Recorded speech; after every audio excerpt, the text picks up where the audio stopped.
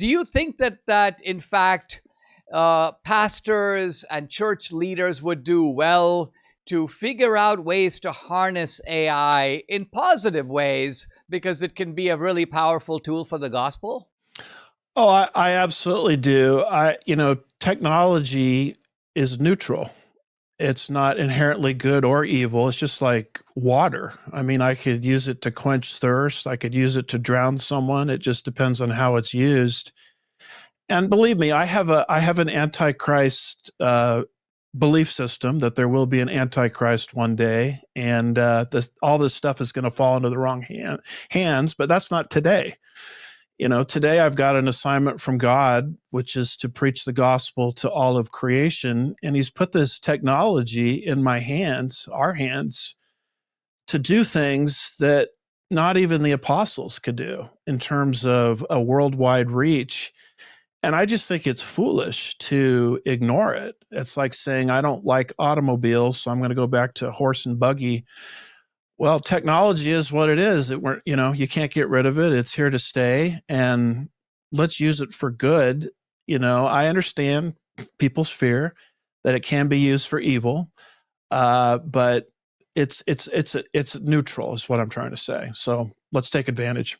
And I suppose one could even take that a step further and say, well, listen, if the bad guys are going to use the weaponry of this technology for ill, it would behoove us to use this neutral tool to neutralize them. In other words, to counter the bad messages and replace them with good ones. How has your church received it so far? Is it so new that it's a wait and see, or are people already like, let's jump into it? Let me see what does Andy Wood say about whether my pet will be going to heaven or not?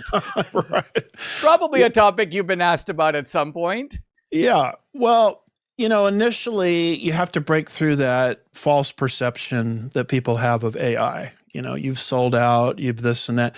But once you explain to them, that it's data retrieval like an index in a book, it's their eyes kind of light up and they give it a try. And maybe they've never used something like this before. I mean, I never had.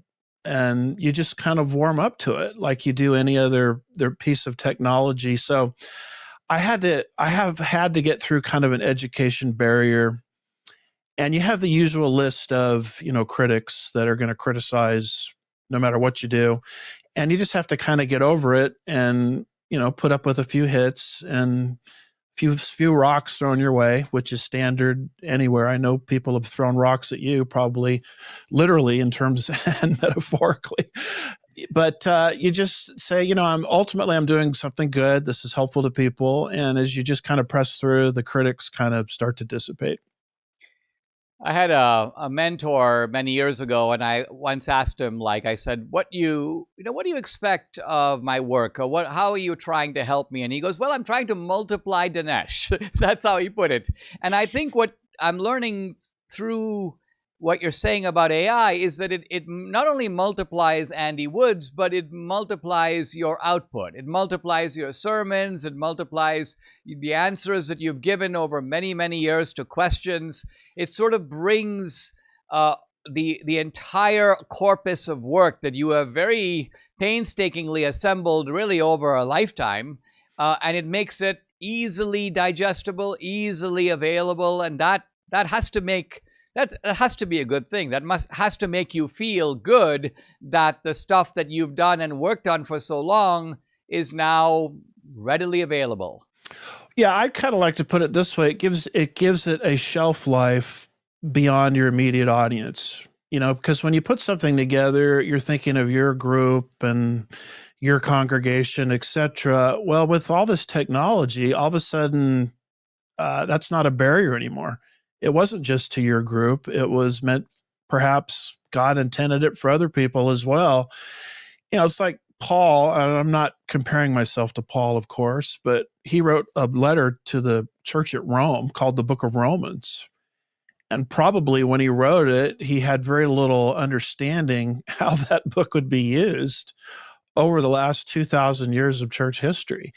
and I'm not putting myself at the same level as Paul, of course, but it's just an illustration. It's an additional shelf life beyond your original audience that you hadn't counted on. So it's a tool that can be used for good.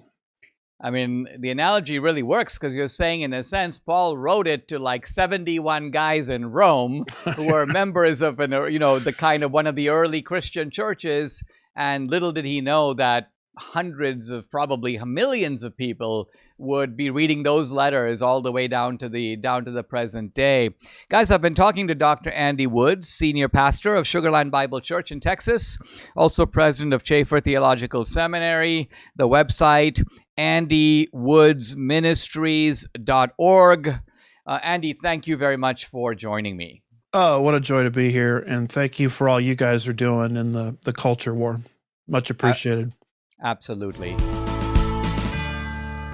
For too long, Christian entertainment has been trivial and second-rate, but Angel Studios is proving that's no longer the case. They've launched 2 new original series that excel in storytelling and production. The first is A Week Away. It's a musical about a teen dragged to a Christian summer camp. At first, he rejects it, but through music, community, and faith, his heart begins to change. It's entertaining while delivering a clear message of redemption with music that will move you.